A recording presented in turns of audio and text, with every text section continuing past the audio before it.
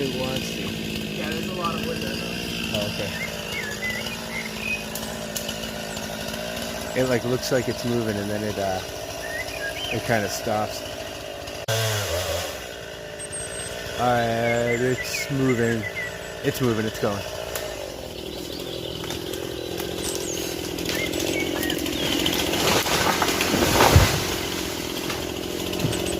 Gets it.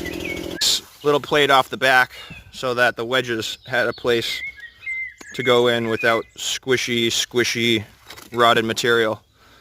And left a pretty decent amount of hinge.